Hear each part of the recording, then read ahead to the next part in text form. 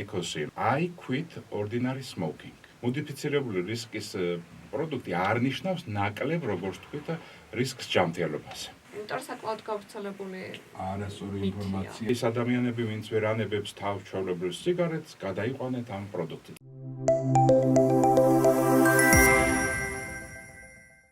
მოგესალმებით, დღეს ვისაუბრებთ ძალიან პოპულარულ თემაზე ბოლო დროს. ეს არის კლასიკური თამბაქო, სიგარეტი და გასახურებელი თამბაქოს პროდუქტები. სოციალურ მედიაში ყოველდღიურ საუბრებში ხშირად მოგვისმენია, რომ გასახურებელი თამბაქოს პროდუქტები ტრადიციულ თამბაქოზე ნაკლებად საზიანოა, თუმცა რეალურად როგორ არის საქმე, ამას გავიგებთ. დღეს ჩვენი სტუმარია თამბაქოს დასრულების, ჯანმრთელობის ხელშეწყობის ალიანსის ხელმძღვანელი და საქართველოს უნივერსიტეტის პროფესორი გიორგი ბახტურიძე. ბატონო გიორგი, დიდი მადლობა სტუმრობისთვის. გამარჯობა, მივესალმებით თქვენს მაყურებელს, სმენელს.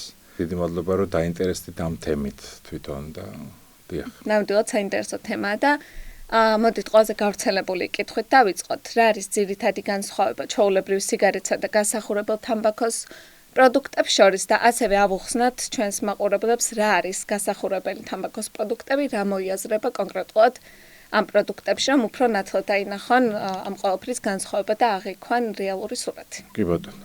რაც შეეხება ჩვეულებრივ თამბაქოს პროდუქტებს, იცით თქვენ, რომ 10 წლების განმავლობაში მისი მოხმარება საკმაოდ მზარდი იყო და სადღაც 70-იანი წლებიდან ამერიკის შეერთებულ შტატებში, მერე ევროპაში დაიწყო სერიოზული მოძრაობა, როდესაც პირველად ამერიკის მთავარმა ექიმმა 1964 წელს გამოაქვეყნა პირველი დასკვნა, რომლის მიხედვითაც დადასტურებული იყო უკვე როგორც სტატისტიკური კვლევების, ასევე ბიოლოგიური კვლევების საფუძველზე და სამედიცინო კვლევების საფუძველზე, ის რომ 90%-ში ფილტვის კიბოს გამოწვეული იყო სწორედ მწეველობის გამო, ანუ მწეველობა პირდაპირ კავშირში იყო თამბაქოს მოხმარება პირდაპირ კავშირში იყო ფილტვის კიბოს განვითარებასთან. შემდგომ ამას მოყვა უკვე გულსისხლთა სისტემის და სხვადასხვა ორგანოთა პათოლოგიების შესახებ მტკიცებულებების თავმოყრა, გაანალიზება და ისევ წარმოდგენა და უკვე სადღაც 70-იანი წლებიდან დაიწყო მოძრაობა უკვე თამბაქოს საწინააღმდეგო შეზღუდვები და ასე შემდგომ.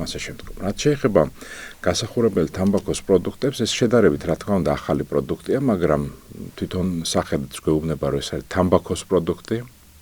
ან ჩვეულებრივად თამბაქოს ფოთოლია გამოყენებული მასში. და აქ დავამატებ, რომ ზოგს გონია, რომ თამბაქო არ არის გამოყენებული ამ პროდუქტებში. ეს არის გასახურებელი თამბაქოს პროდუქტი. პირდაპირ ასე ქვია ხო ამ ყველაფერს და სპეციალური აპარატის საშუალებით ეს თვითონ ფოთოლი არის დამუშავებული ქიმიურად იმდაგვარად, რომ არ იწვოდეს, არამედ გახურების საშუალებით ხდებოდეს მისი ესე რომ ვთქვათ წვა.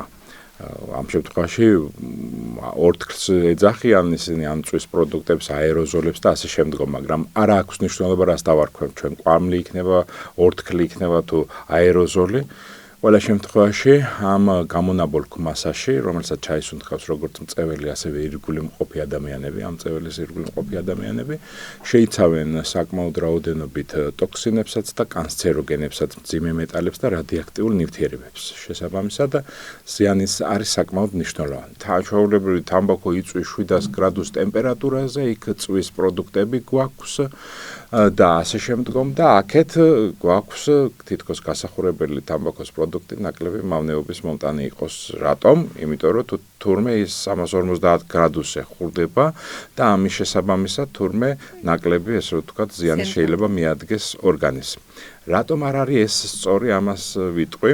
ელემენტარული ხა სკოლაში ქიმია გვისწავლია ყველას და პიროლიზის ქიმიური რეაქცია არის შემდეგი.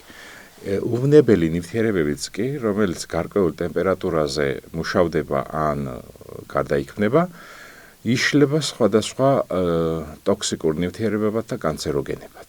აქაც ამასთან გვაქვს საქმე. ანუ სადღაც 100-110 გრადუს ტემპერატურაზე თუ კი ხურდება ან იწვის თამბაქოს ფოთოლი იქნება თუ ჩვეულებრივი ფოთოლი არ აქვს ახლა ამას არსებითი მნიშვნელობა.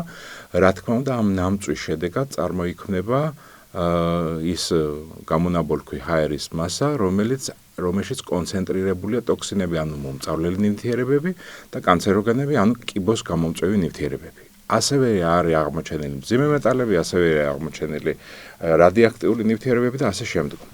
ეხლა რასთან გვაქვს საქმე? მოდი აქედან დავიწყოთ. საიდან დაიწყო ეს მანიპულირების პროცესი, ხო? 2017 წელს ფილიპ მორისმა წარადგინა გასახურებელი თამბაქოს პროდუქტი ამერიკის შეერთებული შტატების წამლისა და სურსათის სააგენტოში, შესაბამისი, ესე რომ ვთქვათ, ნებართვის მისაღებად, რომ მომხდარიყო ამ პროდუქტის რეკლამა პოპულარიზაცია. თუ კი FDA-ს ამ შემთხვევაში გადაწყვეტილება არ არსებობს, ოფიციალურად, ლეგალურად უფლება არ აქვს მწარმოებელ კომპანიას მოახდინოს მისი პოპულარიზაცია, რეკლამირება. 3 წელი მიდიოდა მსჯელობა. FDA-ში მხოლოდ თამბაქოს ინდუსტრია წარადგენს ხოლმე თავისი კვლევის შედეგებს, ანუ თავის ლაბორატორიაში წარმოებული კვლევის შედეგებს და ამ შედეგებზე დაყრდნობით აკეთებს გადაწყვეტილებას FDA. FDA დამოუკიდებლად ცალკე კვლევას არ აკეთებს ხოლმე როგორც წესი. 3 წელი ითრიეს ფეხი და ბოლოს 2020 წლის 7 ივლისი იყო, როდესაც FDA მიანიჭა მოდიფიცირებული რისკის პროდუქტის სტატუსი, რომელიც მნიშვნელოვანი იყო მწარმოებლისთვის, რომ მოეხდინა ამ ახალი ტიპის ლამაზად შეფუთული ლეტალური პროდუქტის პოპულარიზაცია. მაგრამ იქვე FDA-მ თავის გადაწყვეტილებაში დაწერა, რომ ეს არ არის უსაფრთხო პროდუქტი, ეს ერთი, მეორე, ამის გამოყენება მარკეტინგში არ შეიძლება იმდაგვარად, რომ ეს თითქოს ნაკლები ზიანის მომტანი პროდუქტია, ვიდრე ჩვეულებრივი სიგარეტი. ცალსახად წერია ამ დოკუმენტში და ამ გადაწყვეტილებაში, ანუ ამის პოპულარიზაცია ამ კუთხით არ უნდა მოხდეს, წერტილი. და აღნიშნა აქვე, რომ ზოგიერთი, თქვათ, კანცეროგენული ან ტოქსიკური ნივთიერება მართლა დაბალი კონცენტრაციით არის და ამის გამო მიენიჭა ესე ვთქვათ, სტატუსი, მაგრამ მოდიფიცირებული რისკის პროდუქტი არ ნიშნავს ნაკლებ, როგორც ვთქვით, რისკს ჯანმრთელობას და არც ნაკლებ მავნეობას ჯანმრთელობას. ეხლა რა მოხდა გლობალურადაც და საქართველოში. 2020 წლის 8 ივლისს გამოდის ფილიპ მორისი ოფიციალურად უკვე და აცხადებს საქართველოში, გავვრცელდა მთელი ესე ვთქვათ ციფრულ მედიაშიც და ტელეარხებზე ინფორმაცია, რომ აიქოს შემოაქვს ახალი პროდუქტი. ეს არის, რა თქმა უნდა, აიქოსიალი ლაპარაკი, აიქოსი მარკეტინგულად თავის დროზე გათვლილი იყო, რა თვალსაზრისით ნახეთ, თვითონ აბრევიატურაა ეს რისი. I quit ordinary smoking. ანუ მე თითქოს წვეთ ჩვეულებრივი სიგარეტის მოწევას ამ საშუალებით. ნახეთ, ეს თავიდანვე იყო გათვლილი, მარკეტინგულად დალაგებული, რომ მოეხდინათ ამის პოპულარიზაცია ამ პროდუქტის, თითქოს ეს იყო ჩვეულებრივ სიგარეტზე თავის დანებების საშუალება, ნახეთ? და კიდე საინტერესო მომენტია, რომ ის ადამიანი, ვინც მაშინ კურირებდა თამბაქოს და მეცნიერების საკითხებს FDA-ში, რამოდენიმე თვეში, როცა ეს ავტორიზაცია არ ქვია და პირდაპირ წერია, რომ ეს ავტორიზაცია არ არის, ეს ნებართვა არ არის. ეს არის ნებართვა იმაზე, რომ მოახდინო ამ პროდუქტის რეკლამა პოპულარიზაცია რა, ანუ ბაზარზე გამოიტანო რა ამერიკის შეერთებულ შტატებში. სხვა ქვეყნებს არც ეხებოდა, იმიტომ რომ სხვა ქვეყნებს სხვადასხვა რეგულაციები აქვს, ხო, ამ კუთხით. ეხლა რა ხდება? რამოდენიმე თვეში იმ ადამიანმა, რომელმაც ეს გადაწყვეტილება მიიღო FDA-ში, გადავიდა ფილიპ მორისის სამუშაოდ, ვიცე-პრეზიდენტის პოსტზე მეცნიერების დარგში. ამით ჭხილები გაიხსნა. ამავდროულად რა ხდება? 2018 წელს უკვე დამოუკიდებელი კვლევა ტარდება ლაბორატორიაში და აღმოჩნდა რა? რომ 56 ინგრედიენტის შესახებ ინფორმაცია ფილიპ მორისმა დამალა. ანუ, ნახეთ, ეს არის ინგრედიენტები, ტოქსინები და კანცეროგენები, რომელთაგან 22 ორჯერ აღემატებოდა თამბაქოს კვამში არსებული ტოქსინების და კანცეროგენების კონცენტრაციას და 7 მათგანი 10ჯერ. რომელიც ზიანის შემცირებაზე ვსაუბრობთ, ხო? ეს არის აბსოლუტურად აბსურდი, ეს არის როგორც გითხარით, თამბაქოს ინდუსტრიას ეს თავისი მზაკრული და ეს შავი ამ შემთხვევაში დამიზნებული, ტარგეტირებული, ვთქვათ, პროპაგანდა, რომ თითქოს ეს რახან არ იწვის და ხურდება, იქ ნამწვი არ აგვაქვს, იქ მხუთავი აირი არ გამოიყოფა, როგორ გამოიყოფა, ფურცელი არ არის შიგნით, ახლა წვის შედეგად CO გვაქვს სიგარეტში, იმიტომ რომ იქ გვაქვს ფურცელი. და შესაბამისად აქედან გამომდინარეა ეს პროცესი, მაგრამ სხვა დანარჩენი ქიმიური ნივთიერებები, რაც არის ყველაზე მავნე ჯანმრთელობისთვის, ხო, ამის შესახებ ინფორმაცია დამალა. განსაკუთრებით იმ კომპონენტების, რომლებიც სერიოზულად და რამოდენიმეჯერ აღემატებოდა თამბაქოს კვამში არსებული ტოქსინების და კანცეროგენების რაოდენობას. წარმოიდგინეთ. 2020 წლის ბოლოდან იწყება სტატიების გამოქვეყნება და ჩვენი ცნობილი ზოგიერთი კარდიოლოგი, ტოქსიკოლოგი და ონკოლოგი იწყებს საუბარს ამ თემაზე, რომ თითქოს ეს ახალი ტიპის პროდუქტები არის ნაკლები ზიანის მომტანი. და დაიწყეს ამის პროპაგანდა სოციალურ მედია ქსელში, ციფრულ მედიაში და ასე შემდგომ. ჯერ ტელევიზიაში ვერ გამოვიდნენ, ხო ხდებით, იმიტომ რომ იმ წუთში მაშინ და ეს ხალხი ამ ავტორიტარულ პირებს რო უსმენს და უყურებს, ნუ ეხლა ავტორიტეტულ პირებს ეხლა ხო ხდებით, ცნობილი კარდიოლოგი გამოდის, ცნობილი ტოქსიკოლოგი გამოდის და ასე შემდგომ და წევს პროპაგანდას, რომ აი ეს არის ზიანის შემცირების პროდუქტი და ის ადამიანები, ვინც ვერ ანებებს თავს ჩვეულებრივ სიგარეტს, გადაიყვანეთ ამ პროდუქტს. წარმოიდგინეთ, ანუ მთავარი მარკეტინგული მესეჯი ეს იყო თამბაქოს ინდუსტრიის და ამაში იხდიდა, რა თქმა უნდა, ფულს. ვინ თანამშრომლობს, ეს არ მომხდარა დამოუკიდებელი საქართველოს ისტორიაში, რომ ექიმი ჩართულიყო თამბაქოს ინდუსტრიის პროპაგანდაში და მისი ლეტალური პროდუქტების, ესე რომ ვთქვათ, რეკლამა პოპულარიზაციაში. ესე იგი მეტა-ანალიზებმა აჩვენა, რომ ის დაავადებები, რაც ასოცირებულია ჩვეულებრივ სიგარეტთან, ასევე ასოცირებულია ელექტრონულ სიგარეტთან. ელექტრონულ სიგარეტის მოხმარებას. ეხლა მაყურებელს ელექტრონული სიგარეტის მნიშვნელობა. ელექტრონულ სიგარეტში, რა თქმა უნდა, თამბაქო არ არის, აქ აქვს ნიკოტინი სითხის სახით, ან მარილის სახით, ან ანალოგების სახით, ეხლა უამრავი ანალოგი გამოიგონეს, რომ არ ჩანდეს, რომ იქ ნიკოტინია და აწერენ კიდევაც, რომ თითქოს უნიკოტინოა, ამ დროს ანალოგ შეიცავს და უფრო მძიმე დამოკიდებულებას იწვევს ეს ანალოგები. გარდა ამისა, ამ ნიკოტინის კონცენტრაცია არის საკმაოდ მაღალი და მისი მოხმარების შედეგად მალევე ხდება ფიზიკური მიჯაჭვულობა ნიკოტინზე. ნიკოტინი არის უძლიერესი ნარკოტიკი, ხო? ჰეროინის და კოკაინის შემდგომ მოდის თავისი დამოკიდებულებით. მერე მოდის ალკოჰოლი, მერე მოდის მარიხუანა და მერე სხვა ფსიქოაქტიური ნივთიერებები. ნახეთ და ასევე ნახეთ, მოცულობით პატარაა, დიდი გამონაბოლქვი არა აქვს, სპეციფიკური სიგარეტის სუნი არა აქვს, მყრალი, ხო? სასიამოვნო აქვს, იმიტომ რომ არომატებია დამატებული, მაგრამ ამ პიროლიზის ზუსტად ქიმიური რეაქციის შედეგად, მაგალითად გლიცერინია გამხსნელი და გლიკოლი, ხო? ჩვეულებრივ სამედიცინო საქმიანობაში ამას ვიყენებთ, იმიტომ რომ ცივ მდგომარეობაში ის სამედიცინო კუთხით გამოყენებადი ნივთიერებაა და არ არის პირიქით სასარგებლოა, ხო? მაგრამ როგორც კი გახურდება და ეს სწორედ ეს მოწყობილობა უწყობს ხელს, გახურების შედეგად ეს უწყინარი ნივთიერებაც კი გარდაიქმნება, იშლება ტოქსინებად და კანცეროგენებად. ამას ემატება არომატები და არომატიზატორები და დანამატები, რომელთა ასევე გახურების შედეგად ეს ნივთიერებებიც გარდაიქმნება და იშლება ტოქსინებად და კანცეროგენებად. შესაბამისად უკვე დაგროვდა კვლევები და ამ კვლევების საფუძველზე 105 თუ 7 კვლევა იყო, რომელთა გაანალიზების შედეგად დადგინდა უკვე 100% დადგინდა, რომ არანაირი სხვაობა ჯანმრთელობის თვალსაზრისით, ზიანის თვალსაზრისით არ არის არც ჩვეულებრივ სიგარეტსა და არც ელექტრონულ სიგარეტს შორის რა. ამიტომ ეს საზოგადოებამ და განსაკუთრებით ახალგაზრდებამ მინდა გაიცნობიეროს, იმიტომ რომ ელექტრონული სიგარეტის მოწევის ინიცირება დაწყება არის საკმაოდ მარტივი. ამიტომ 8-9 წლის ბავშვები სინჯავენ უკვე ელექტრონულ სიგარეტს, ხდებიან მასზე დამოკიდებული როგორც ფიზიკურად, ასევე ფსიქიკურად და ქცევითი თვალსაზრისით, ქცევითით როგორ. ნიკოტინს ხო დიდი რაოდენობით შეიცავს და სულ გამუდმებით ხელში უკავიათ და ეკაჩებიან, ხო? კი. სიგარეტს რაღაც პერიოდულობით ეწევა ადამიანი, ხო? ელექტრონული სიგარეტი ან გასახურებელი თამბაქოს ეს მოწყობილობა უკავიათ გამუდმებით ხელში და თუ მანამდე ჩვეულებრივ სიგარეტს თქვათ ერთ კოლოფს ეწეოდა ადამიანი, გასახურებელს ეწევა ორ კოლოფს.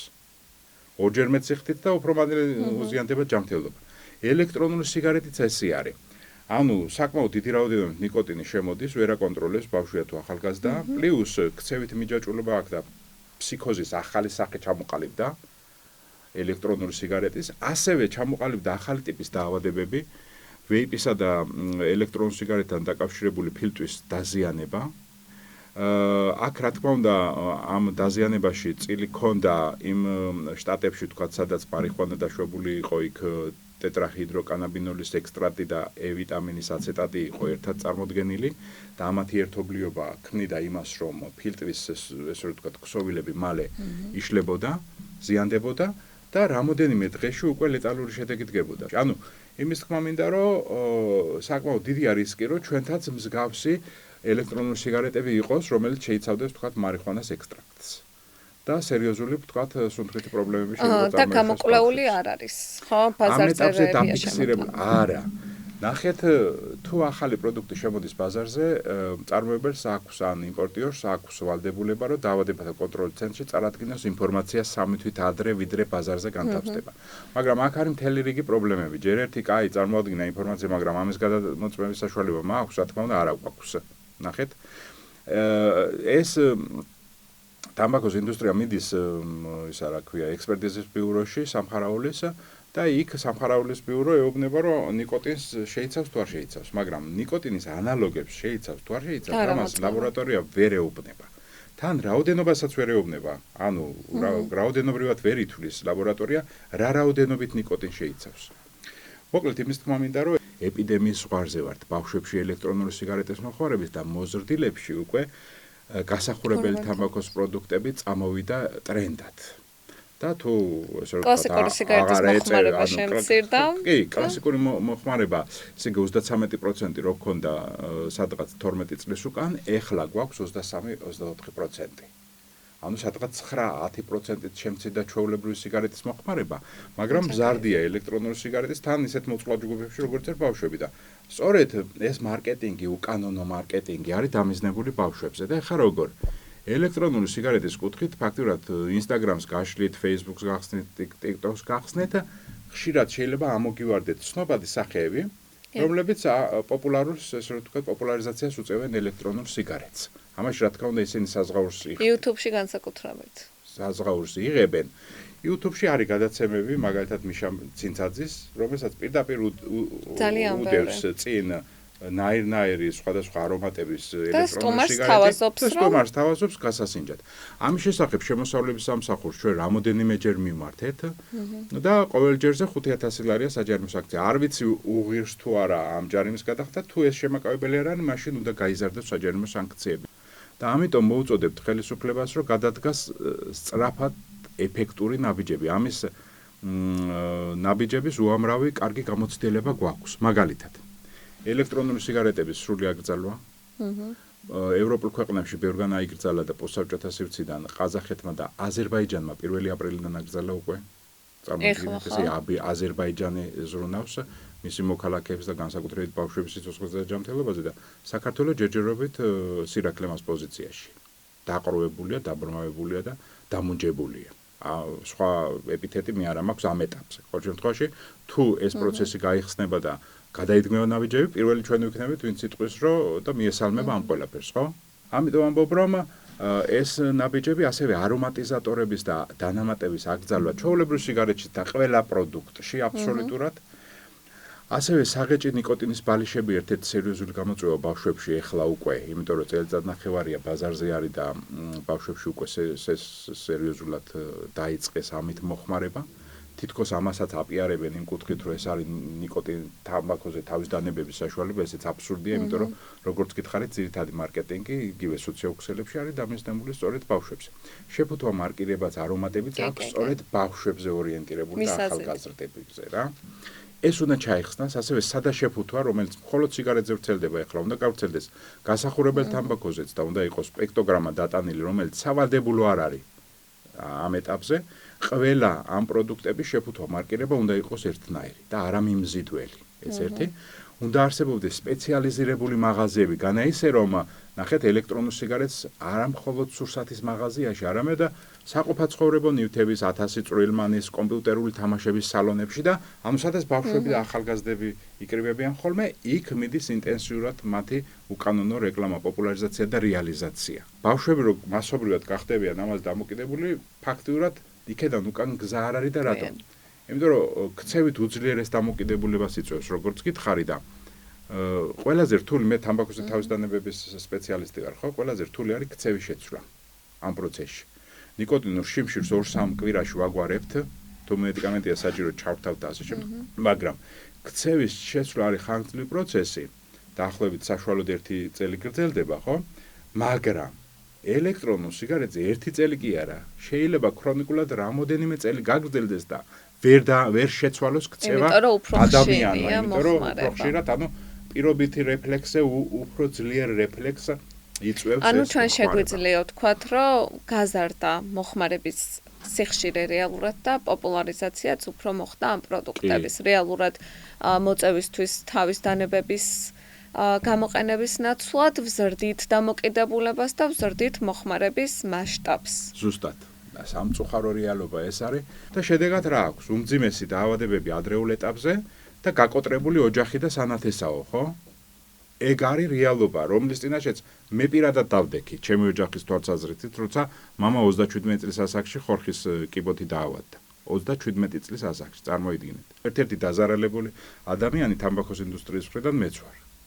და თქვენს ირგვლივ რომ მოიხედოთ, ნახავთ აუცილებლად ხშირად ფაქტს, რომელიც პირდაპირ კავშირში იყო თამბაქოს მოხმარებასთან. ხორხის კიბოზე მაინტერესებს ჩაგეძიებით მე როგორც მსმენელი ახლა თქვენი დამაინტერესა და გამიგია კიდევაც ხვებისგან მომისმენია რომ აი კლასიკური სიგარეტის მოხმარების დროს ხორხის კიბო ხშირია, თუმცა ეს ხორხის კიბო არ ხდება გასახურებელი თამბაქოს პროდუქტების მოხმარებისას. ამ მოსაზრებაზე რას გვეტყვით? ესეც არასწორი ინფორმაცია. იმიტომ რომ საკმაოდ გავრცელებული არასწორი ინფორმაცია, მითია, კი ბატონო, დაგეთანხმებით და როგორც გითხარით, ფაქტურად არ არსებობს ორგანოთა სისტემა არ აზიანებდეს როგორც ჩვეულებრივი თამბაქო, ასევე გასახურებელი თამბაქოს პროდუქტები და ელექტრონული სიგარეტიც, რომელიც ნაკლებ საფრთხეთ მიაჩნდა ზოგიერთ ჩვენ სპეციალისტებს კი. ნეიტრალური რომელიც იყო. ეხლა უკვე იმათაც დაიწყეს, რომ ეს რა ყოფილა. გესმით? ამაში ესაქმე. ესეც არის მითი, რა თქმა უნდა. ასევე მითი არის, რომ ეს ნიკოტინის ბალიშები თითქოს ნაკლები ზიანის მომტანია და პირის ზღურის თვალსაზრისით, ჯანმრთელობის თვალსაზრისით, პირველი ბომბი არის სწორედ ეს საწუწნე ბალიშები. პირის ზღურის ჯანმრთელობისთვის და პირის ზღურის ჯანმრთელობით იწყება მთელი ორგანიზმის ჯანმრთელობა, ხო? და იქ უკვე საყლაპავი მილის, ხორხის, ენის და ასე შემდგომ ასეთი, ესე ვთქვათ, სიმსივნური დაავადებების რისკი უფრო მაღალია კიდევაც. წარმოიდგინეთ და ეს ჩვეულებრივი გასახურებელი თამბაქო არის, ჩვეულებრივი თამბაქოს პროდუქტი და პლუს ჯანმრთელობის მსოფლიო ორგანიზაცია რას ამბობს, იცი რომ რახან ამას ქიმიურად დამატებით ამუშავებენ ტოქსინებში გამომჟღავნ და დაახლოებით 20-მდე ახალი ტიპის ტოქსინი, რომელთა ბუნება ჯერო არ ვიცითო, მაგრამ შეიძლება უფრო მავნე იყოსო, ვიდრე ერთად აღებული რაც გვაქვს ჩვენ ჩვეულებრივ სიგარეტთან დაკავშირებით. ამიტომ ეს გამოსავალი არ არის. არანაირი. პირიქით, ეხლა მე ვიწყავს პაციენტები თამბაქოზე თავის დანებების კუთხით, ხო? ხშირია შემთხვევები, როდესაც ისინი თქვა ჩვეულებრივი სიგარეტიდან გადავიდნენ გასახურებელი თამბაქოს პროდუქტებზე და მოემატათ რა? გულის ჩხვლეტები, უჰაერობა, სიმძიმის შეგრძნება გულმკერდის არეში, ხველის ესე რომ ვთქვათ, გარკვეული გაძლიერება და ასე შემდგომ. ანუ ეს სუბიექტურ დონეზე, მაგრამ ობიექტურ დონეზე რო შევამოწმოთ მათი ჯანმრთელობის ინდიკატორები, ფაქტიურად რეალურად განსხვავება არ არის. მე ვიზუალიზაციის თვალსაზრისით ვამბობ ხოლმე, რომ წარმოვიდგინოთ ჩვენ, რომ ადამიანი ვარდება მე-17 ან მე-16 სართულიდან. შედეგი ხო ერთი და იგივეა, შეიძლება განსხვავება წამებში იყოს. აქაც შეიძლება პლუს-მინუს 1-2 დღეში იყოს სხვაობა, მეტი არა. ნახეთ, დაავადების და განვითარების და თქვათ სიკვდილის მომენტის დადგომის თვალსაზრისით მეტი სხვაობა აქ არ არის. და რატო უტარებთ ექსპერიმენტებს ჩვენ თავს, ხო? ჩვენ ხო განვითარებული, შეგნებული და გონიერი არსებები ვართ, წესითაც უდავიყოთ, ხო? Homo sapiensები ვართ და უნდა შესაბამისი გადაწყვეტილები, გონიერი გადაწყვეტილებები მივიღოთ. მithumetes 21 საუკუნეა, ხო? ინფორმაციის ნაკლებობა გვაქვს თუ რა? ადექი და ნახე და თუ არ გჯერა ვიღაცის, ჩვენ მაინც მოგვისმინეთ და სპეციალისტებს მაინც მოусმინეთ, ხო? და არა იმათ არის ხშირია ფსიქოლოგიურად ახლა წყალწაღებული ხავს ეკიდებოდაო, ხო ხდებით არა, როცა მწეველი ადამიანი ცდილობს, რომ რაღაცნაირად შეიმსუბუქოს მისი მდგომარეობა, მაგრამ გამოსავალი არსებობს. აქ მეც ჩემი ნომერი შეგიძლიათ დაინტერესებულ ადამიანებს მიაწოდოთ და თავისუფლად უფასოდ ამ კონსულტაციებს ვეწევი ხოლმე. და ვარიგებ და ვაკვალიანებ რა უნდა გააკეთოს, როგორ უნდა გააკეთოს, მილიონობით ადამიანზე გამოცდილი უკვე მეთოდები გვაქვს. გამოიყენეთ ხალხო, გამოიყენეთ. პატარა მცირედი ძალესმავა გჭირდებათ, არაფერი განსაკუთრებული რა. უბრალოდ საკუთარ თავთან პატარა მცირედი რამოდენიმე თვის განმავლობაში პატარა, ესე რომ ვთქვათ, კორექტირება თქვენი ქცევის რაღაც საშუალებებით რა. იქ სუნთქვით ვარჯიშები შეიძლება იყოს, იქ გასეირნება ან სხვა საქმიანობით დაკავება, მედიტაციები და ასე შემდგომ. ანუ ეს არის საშუალებები, წყალი არის უნივერსალური საშუალება რა. მადასაც აქვეითებს, დეტოქსიკაციასაც უწყობს ხელს, ყურადღების გადატანის კარგი საშუალება. მოკლედ წყალთან იმეგობრეთ, როცა მოწევის შეწყვეტის, ესე ვთქვათ, მეთოდებზე ვსაუბრობთ და პლუს რა თქმა უნდა, თუ საშუალება მაღალია დამოკიდებულება ნიკოტინზე, რაცაც სპეციალური ტესტით ვზომავთ, ამ შემთხვევაში რა თქმა უნდა, იქ შესაძლებელია მედიკამენტი ჩაერთოს, ოღონდ ადამიანის სტატუსაც გააჩნია. ახლა ზოგიერთ შემთხვევაში შეიძლება ნიკოტინ ჩანაცვლელი თერაპია გამოიყენოს, ზოგიერთ შემთხვევაში შეიძლება კონკრეტული მედიკამენტი რა, გააჩნია მედიკამენტების უკუჩვენებას და ამ ადამიანის სტატუსს. ანუ ეს ყველაფერი არის სპეციალისტთან ერთად განსახილველი, გადასაწყვეტი და რამოდენიმე თვეში უკვე საუცხოო შედეგი დგება. ამიტომ ყველას უნდა რომ დიდხანს იცოცხლოს და ჯანმრთელად იცოცხლოს და ბოლო წლები არ იყოს მიჯაჭვული საწოლთან ან სავარძელთან, ხო? და თუ ასე გვინდა ნახეთ სიცოცხლის საშუალო ხანგრძლივობა საქართველოში არის 74 წელი და წეველებს შორის 56 წელი. და ეკონომიკურ ზარაზე როცა ვსაუბრობდით, ჩვენ პირდაპირ ზარალი ვნახეთ, რომ იყო 5 მილიარდი და არაპირდაპირ არის დაახლოებით 7-8 მილიარდი. რატომ? იმიტომ რომ ის დაკლებული სიცოცხლეები 17 და 16 წელი ამ პერიოდში ამ ადამიანს შეეძლო შეექმნა დოვლათი, რომელიც ოჯახსაც მოხმარდებოდა და სახელმწიფოშიც გადასახადის სახით ამოვიდოდა, ხო? სამწუხაროდ ჩვენთან არასაზოგადოებრივი და ადამიანის სიცოცხლე და ჯანმრთელობის უფლებებია პრიორიტეტული, არამედ კონკრეტული ბიზნესის ფინანსური ინტერესი. სანამ ეს ასე იქნება, ჩვენ ვერც ქვეყანას სახელმწიფოს ავაშენებთ და ვერც ესე ვთქვათ ადამიანს როგორც მთავარ ღირებულებას არასდროს არ მივაქცევთ ყურადღებას. ეს დისკურსი რადიკალურად 180%-ით უნდა შეიცვალოს რა. ამ სიტყვას დავტოვებდი მე თქვენს ეთერში. თან დიდი მადლობა. ძალიან საინტერესო იყო თქვენთან ერთად საუბარი. მეც ძალიან ბევრი ინფორმაცია გავიგე, მიუხედავად იმისა, რომ რაღაცები მოვიკვლე აქამდე. იმედია თქვენთვისაც საინტერესო იყო. დიდი მადლობა ყურებისთვის, დროებით.